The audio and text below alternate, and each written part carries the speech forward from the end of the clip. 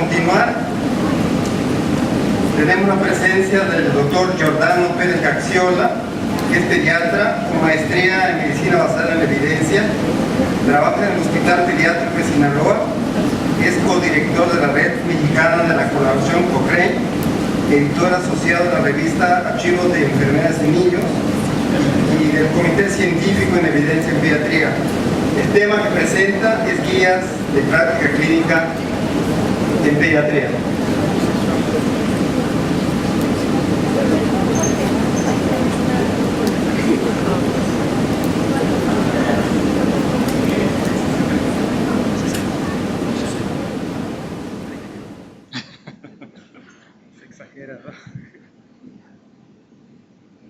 Bueno, buenas tardes. Quiero agradecer al doctor Perea por la invitación y a todo el comité organizador. Hoy vamos a hablar un poco de guías de práctica clínica y quisiera empezar diciendo que no tengo ninguna remuneración ni conflicto de interés comercial para dar esta plática ni con los organismos que voy a mencionar a continuación. Quiero presentarles los puntos a tratar. Vamos a ver primero el por qué.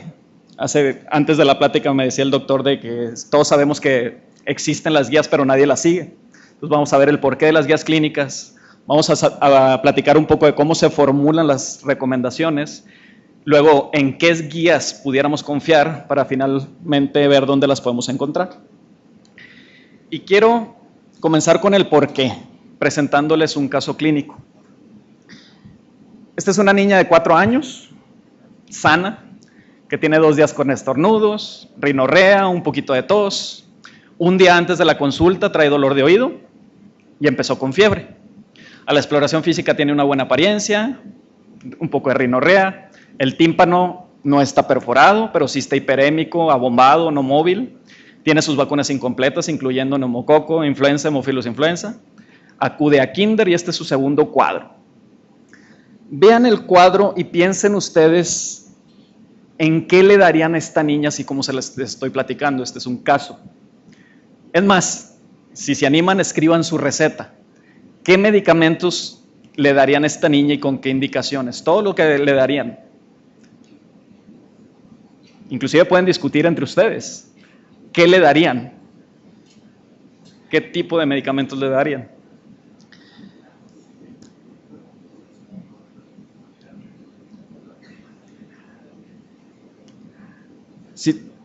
Si lo vemos así, estamos enfrente de un caso de una otitis media en una niña prácticamente sana. Y si yo les dijera ahorita que se intercambien las recetas con su vecino, ¿creen que las recetas serían iguales? ¿Qué tanta variabilidad pudieran ver? Antes de hacer esta plática hicimos un ejercicio informal por internet y 179 pediatras hicieron la receta para esta niña. Y este fue el resultado. Un sinnúmero de combinaciones de 7 antibióticos orales, 1 tópico, 5 diferentes antihistamínicos, analgésicos, glucocorticoides, ya se podrán imaginar. Entonces, fíjense en este punto. Estamos conscientes que cada paciente es individual, cada paciente tiene sus preferencias, sus valores, sus características individuales, pero aquí estamos viendo un mismo paciente que visto a través de varios ojos o de muchos ojos, está generando un sinnúmero de tratamientos distintos. Aquí no estamos hablando de que es una misma patología, pero que en diferentes pacientes se comporta un poquito diferente y por eso varían tus tratamientos de esa patología. Aquí estamos hablando de un mismo paciente. Entonces, si vemos, esto se ha estudiado desde hace muchos años en cuanto a la variación en la práctica médica. Hay variación que no puede ser explicada ni por el tipo ni la severidad de la enfermedad, ni por las preferencias, ni por los recursos, ni por las necesidades, ni por los valores de los pacientes. Y hay variación que va mucho más allá de lo que esperaríamos ver por azar. Entonces, las guías de práctica clínica, si vemos la primera parte de la definición, tratan de dar recomendaciones para optimizar el cuidado de todos nuestros pacientes y de cierta manera reducir un poquito la variabilidad, por lo menos la variabilidad que no es justificable.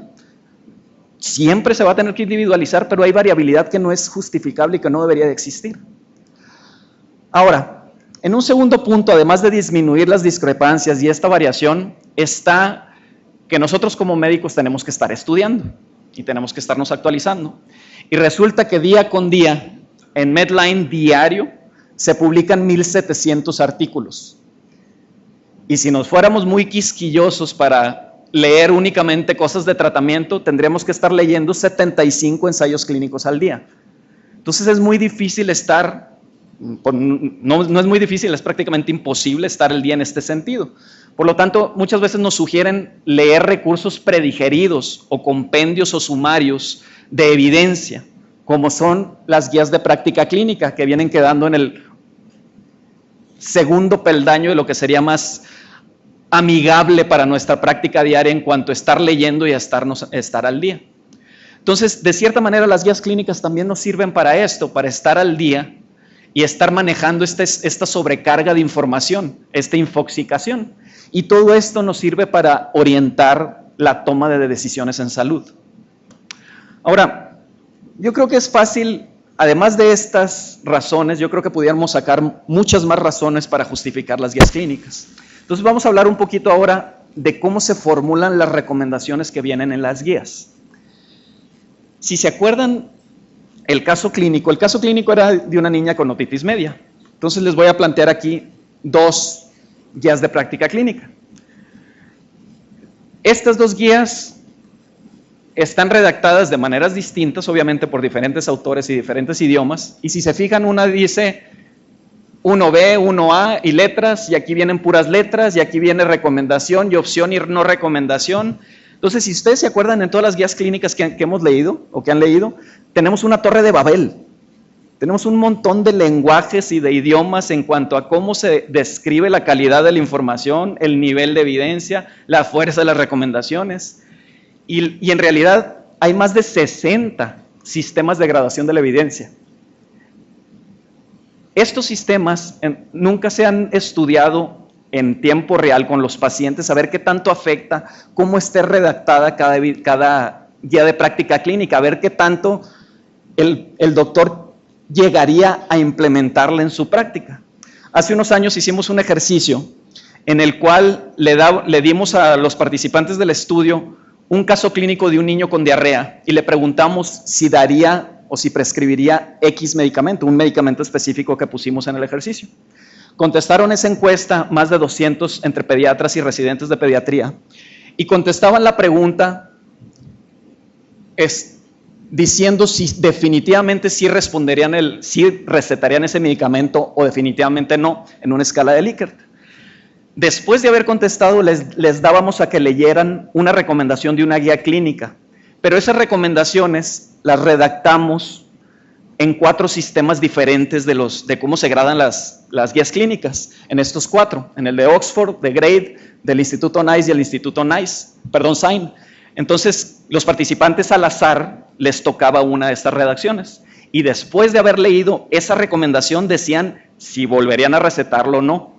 Entonces, ya leída, volverían a responder la encuesta, y lo que nos dimos cuenta es que el sistema Grade fue el que más hizo que los doctores cambiaran su actitud o su posición, a diferencia de los otros sistemas de graduación o de la manera de formular las recomendaciones.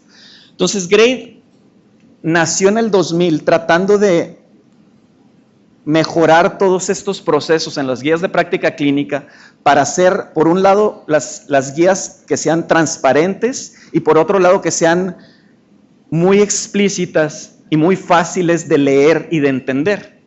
Y gracias a este esfuerzo que se empezó en el 2000, ahorita el sistema Grade es el estándar de oro para la guías de práctica clínica. Todos estos organismos que ven aquí han adoptado el sistema Grade para elaborar sus guías de práctica clínica.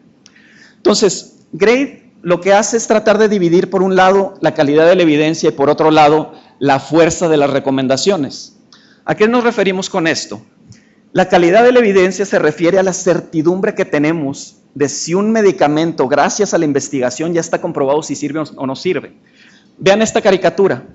Aquí están 2 meteorólogos, uno le dice al otro, yo calculo que tenemos 40% de probabilidades de lluvia, pero un 10% de probabilidades de que sepamos de qué estamos hablando. Ahí básicamente nos está diciendo qué tan posible es o qué tan bueno pudiera ser un tratamiento, y esta es la certeza que tienen de este resultado. Entonces, por un lado está el resultado de la estimación de qué tan bueno es un tratamiento, y por otro lado está la certeza que tenemos de que eso es real. Un estudio de 30 pacientes nos daría información muy diferente a uno de 3,000, y a veces nomás tenemos el de 30, entonces ahí no tenemos certeza de que eso funcione.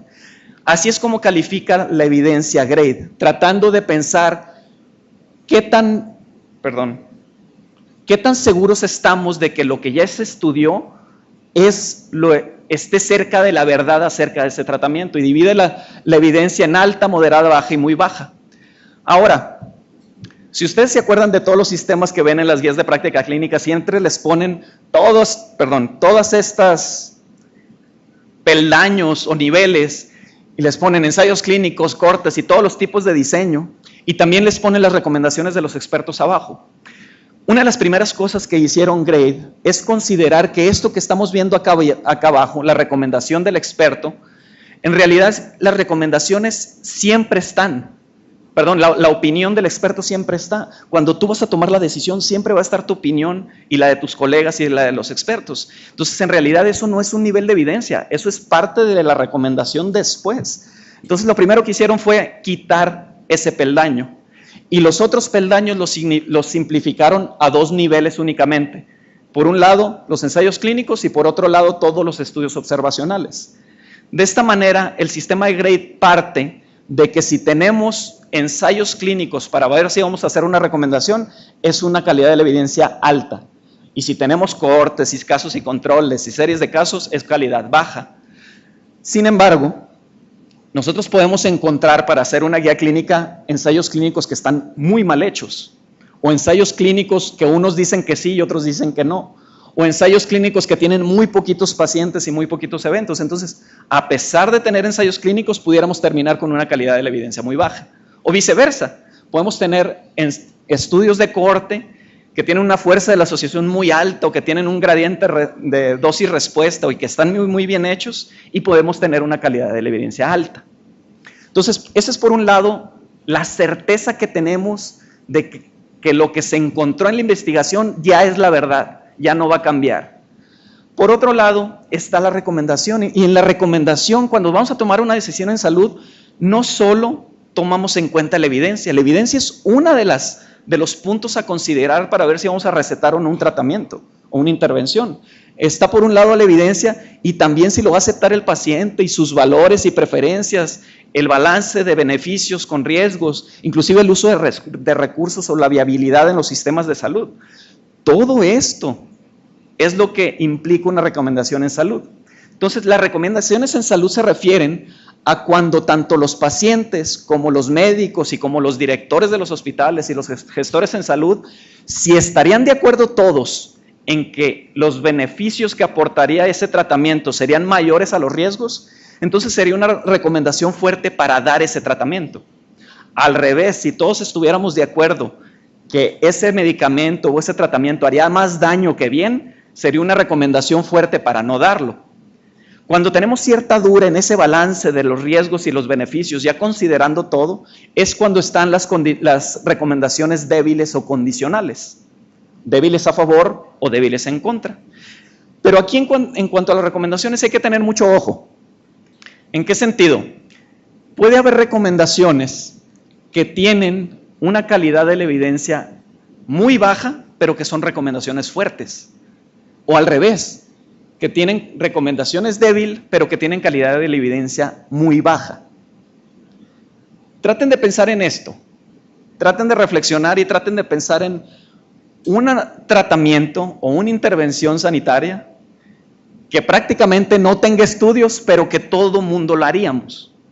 O al revés, un tratamiento que tiene muchos estudios, muchos ensayos clínicos, muy bien hechos todos, pero que al final nos quedamos con que, ok, lo puedes dar en ciertos casos, o mejor no los des en ciertos casos. ¿Se les ocurre alguna? ¿Alguna? ¿De una o de otras?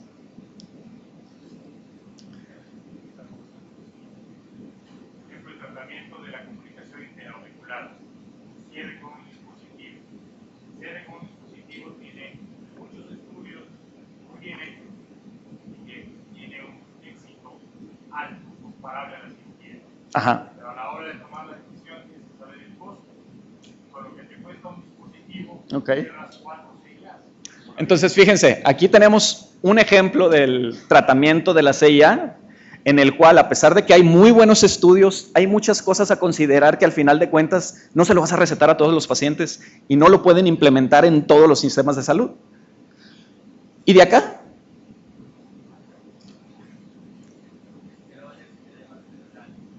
No, en ese ya tenemos mucha evidencia. Aciclovir tenemos estudios también, Chansey quedaría por aquí porque está débil para... Pero sí tenemos estudios de la aciclovir, por ejemplo, para varicela, el aciclovir para prevenir la varicela. Ahí les va uno muy fácil.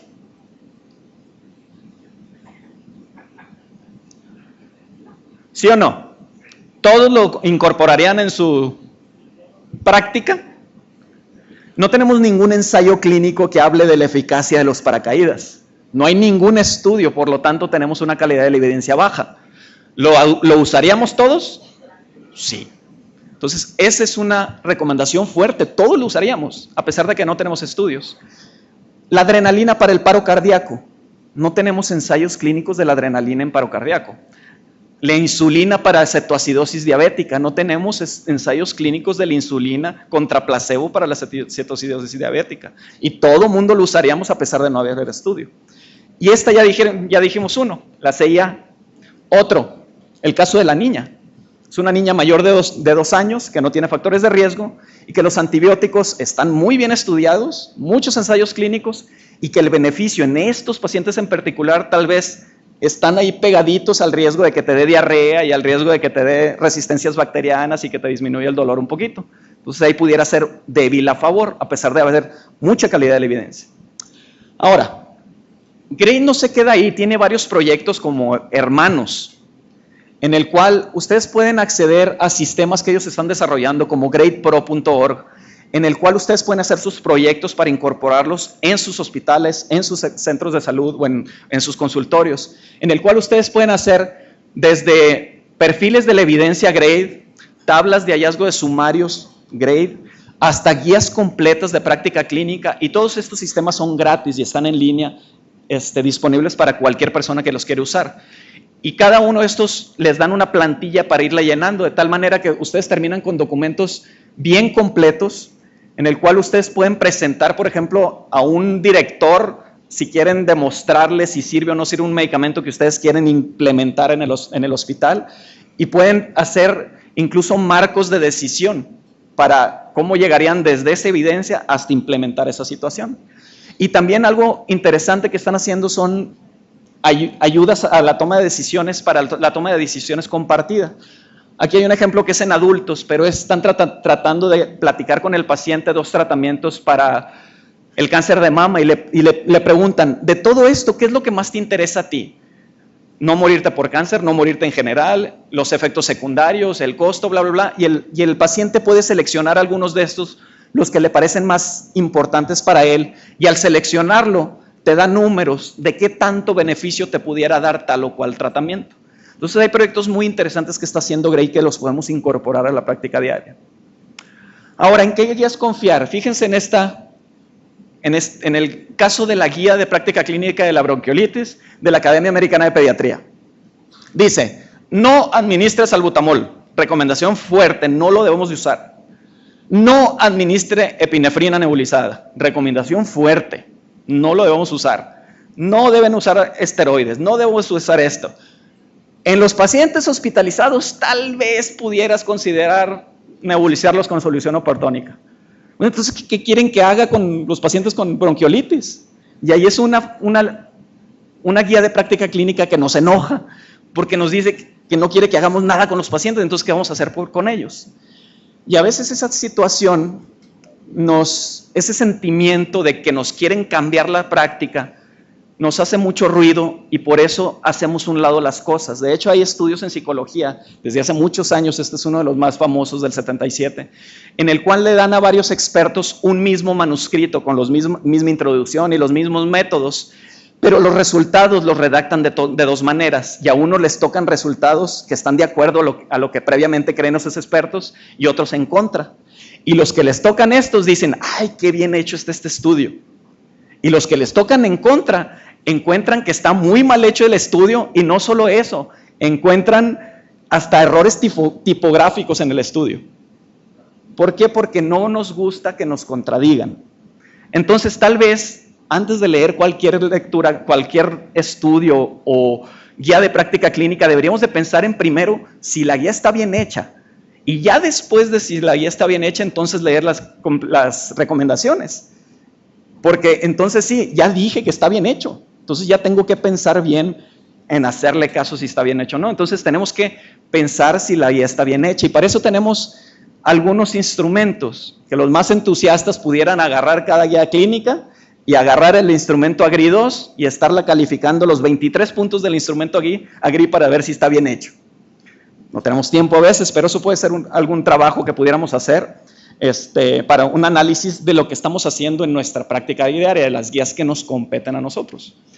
Por otro lado, están 6 recomendaciones que da el Instituto Nacional de Medicina en Estados Unidos para qué guías confiar, que es este documento que tienen aquí, que pueden descargar el PDF gratis. Y el primero dice que las recomendaciones estén basadas en una revisión sistemática de la evidencia existente, que se basen en revisiones sistemáticas. Segundo, que sean desarrolladas por un equipo multidisciplinario, pero no nada más expertos, sino también grupos afectados por esa condición clínica. Es decir, exhortan a que haya pacientes dentro de los paneles de las guías de práctica clínica, porque a veces lo que quieren los pacientes es una cosa y lo que estamos pensando nosotros médicos que quieren los pacientes es otra cosa. Tercero, que consideremos las preferencias individuales de cada paciente, y así como esto considerar subgrupos de estos pacientes. ¿En qué sentido? Puede haber pacientes que tienen mayor riesgo de presentar un desenlace clínico que otros, y tal vez en esa guía clínica puede recomendar un tratamiento a estos sí y a estos no. Otro, que haya un proceso transparente y explícito que minimice los sesgos y las distorsiones, y que minimice también los conflictos de intereses, que se declaren. Porque es muy diferente un tipo de información que te pueden generar alguien independiente o alguien que tiene un interés financiero. Quinto, que esté claro con una explicación lógica cómo se redacta la evidencia o la certeza que tenemos de los estudios y cómo se redactan las recomendaciones.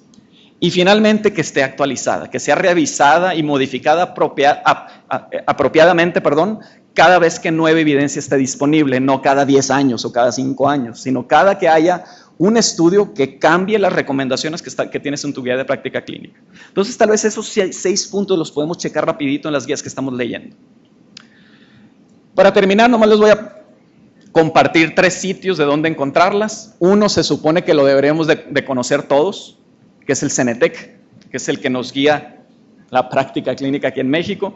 Es el que genera las guías de práctica clínica nacionales, y que nosotros las podemos leer y podemos considerar que están muy bien hechas o no tan bien hechas, pero ahí no hay que ser tibios en el sentido de leer una guía de práctica clínica de tu práctica, de tu consultorio, y que la leas y que digas, ¡ay, esto está mal!